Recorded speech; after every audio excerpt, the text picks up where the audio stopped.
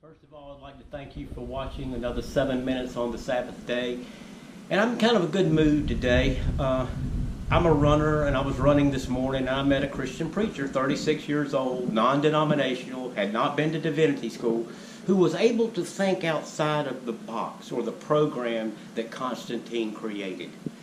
When he found out that Constantine had killed his wife and son in the same year, he knew that every holiday was pagan.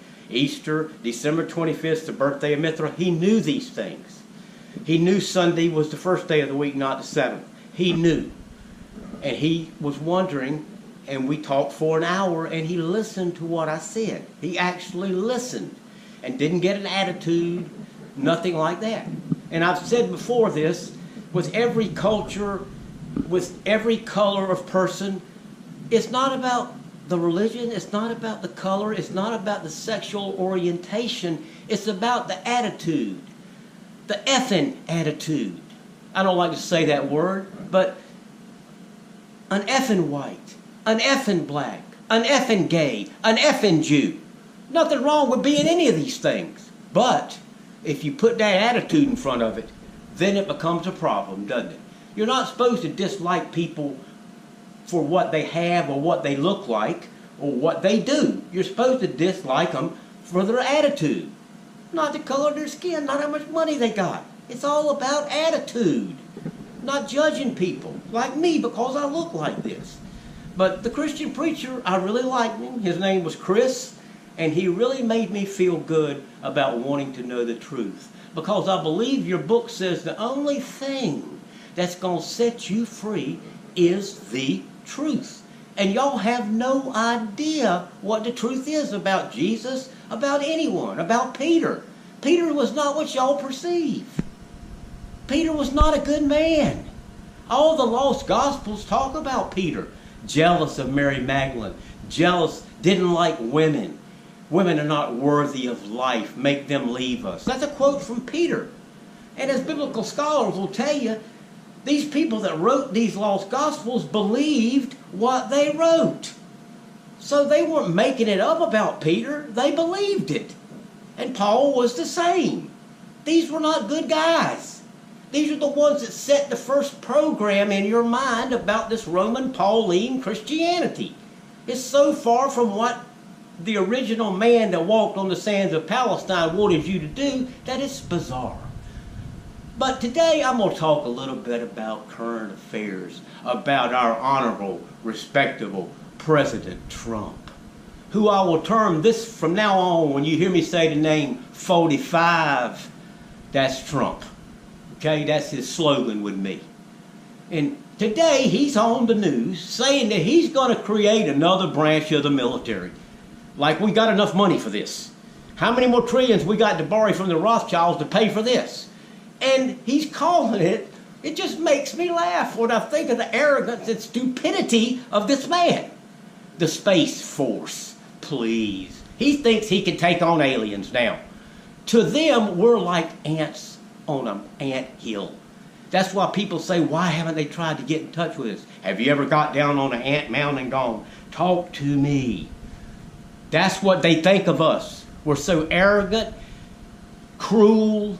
It's amazing. Why would they want to speak with us? As Nikola Tesla said when he got old after he was mistreated and all his inventions were used to make Westinghouse billions of dollars, he died a pauper. And he looked at people and said, y'all are like microbes of a disease to me. And I'm telling you, he was quite right. Because if you don't want to change, you are a microbe of a disease. And it's coming for you, the cure. And it's not a good cure, but it will cure your disease. Because you won't be here anymore. I mean, if you don't cure yourself, somebody's going to cure you. But Trump wanting to take on aliens. I mean, come on, people. I don't vote. I didn't vote in this election. Look at Hillary. She's terrible, too. We got two choices to be president of the greatest country in the world, and these two choices we have are the lowest rung in a barrel. I mean, we got people in America that are intelligent, geniuses, but all they want to do, it seems, is make money. They don't want to help their country. They just want to make money. And look what we've got going on now. China. I heard too, I don't watch the news, but I saw it. I was picking up a pizza. I looked up there. Trump's taking on China with the tariffs. My state, North Carolina, is going to pay the price. Our governor gets on the news and said this is going to affect us basically more than anybody. Because in my state, they grow the soybeans. And they grow the pigs that everybody in China likes to eat. Look, I'm not into pig meat, like I said before, but if you want to eat it, that's your business. If you want to be a low-conscious subhuman, eat it. If you want to get a higher consciousness level, that's the first step. You are what you eat. Another thing in the Bible is totally untrue. It's not what goes in your mouth, it's what comes out. Well, ask any scientist. What goes in your mouth forms the chemicals that affect your brain that make you come out with what you say. So if you eat stuff that's not going to create good chemicals, you don't know what to say. You're basically, you've seen that before, haven't you? Look, well, that's what I think of you people. I'm tired of it. And I'm going to tell you why I'm telling you this. I'm not egotistical, but I am one of the 7,000. I am one of the elect. I've never been married, never had a child, never had a STD, never go to the doctor, never go to the dentist. I'm 64. I feel great. My mind's working like a top. Yeah. And I'll tell you one more thing. I was told this by a very high-ranking Freemason a week before he died. And when he lived in my town, and when he told me this, he also said I had one of the oldest souls on earth. So let's just get supernatural with you. What a soul is a jinn. So I got one of the oldest jinn in this world. Look, that's called hierarchy, people. That's how the jinn world works.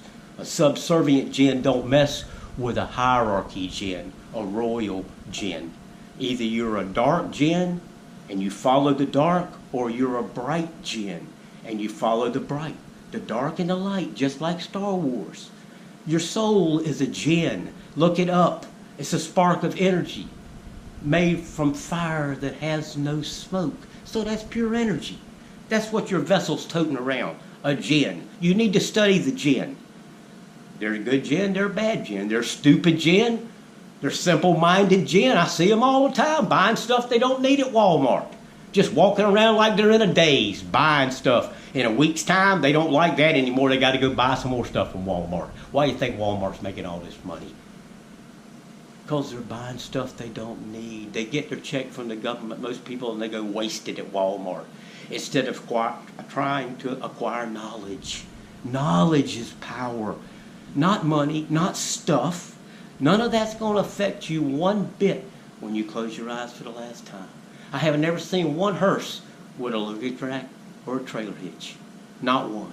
You can't take none of it with you. And you all think you can, the way you live your life, accumulating stuff.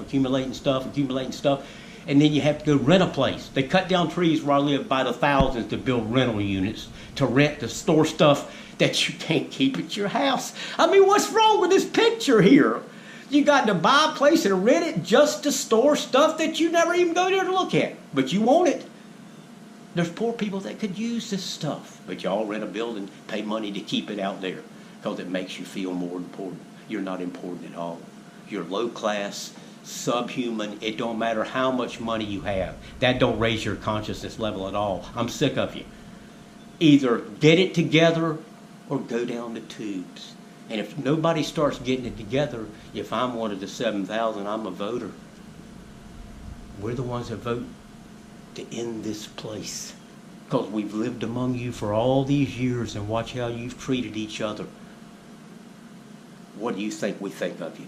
Microbes of a disease? Oh, yes, you are. Look, my uncle was a high-ranking Washington, D.C. Temple Freemason. He puts this ring on my finger when I turn 18. Star sapphire. 2 pyramids inverted, which is the compass and the square on Freemasonry. It has a meaning to it. All you got to do is go read a book. Like I said, free your mind. Read a book. Thank you for listening. How was that one?